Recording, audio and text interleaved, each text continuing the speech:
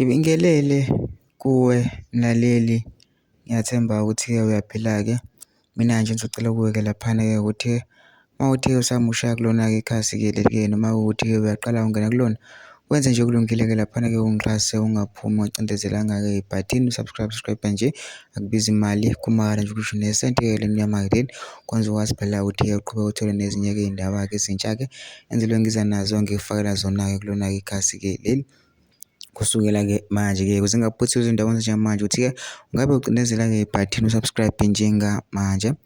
Udaba kulethele lona-ke namhlanje-ke la kulethele-ke ikliphu-ke yomlisa-ke laphana-ke eveza-ke obekungaziwa-ke ngomakoti-ke omusha kaKhuzani Mpungose-ke laphana-ke emncoma-ke kuvela konke-ke okuhle-ke laphana nanokuthi-ke uKhuzani-ke impela-ke ubambe igolide-ke ngalo makoti-ke lo uma-ke kubheka kuvela nanokuthi-ke na-social media akatholakali, kuvela nanokuthi-ke ufundile-ke impela kodwa-ke angifuni mina okuningi ukuthi kuzwe ngamntana nje dlala-ke ividiyo yomlisa-ke uyizwele wona ukuthi uthini mengicela ubhala amazwi-ke le vidiyo ngene comment section ivusha uvo lakho ukuthi na-ke ucabangani ngaloko daba-ke lolu bese wenza okulungile nje ungixhase ungaphuma ucindezelanga-ke ibhathini subscribe nje kubiza imali kumara nje ukusho nesenti-ke lemnyama-ke kwenza ukwazi phela ukuthi-ke uqhubeke uthole nezinye iy'ndaba-ke ezintsha zokulethela zona ngikufakela zona-ke kulona-ke ikhasi-ke leli kusukela-ke manje-ke nawe-ke le video-ke le awuyithokozele.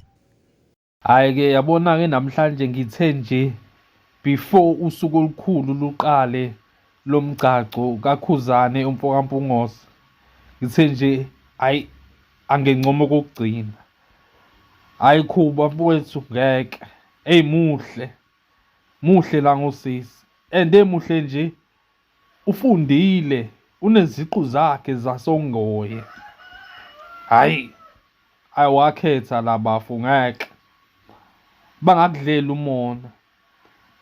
Abase-ladies house namaphethelo kade belinde ukumusho ngezici, ngithi hhayi nishaye phansi nkosi yami. Yabo nje abesifazane ebebulawa umona befuna ukubona ukuthi uKhuzani uyothatha umuntu onjani, befuna izici.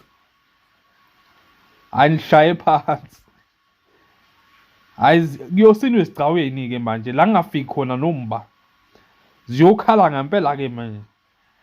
Hhayi Khuba mfethu, hhayi wakhetha mfethu, hhayi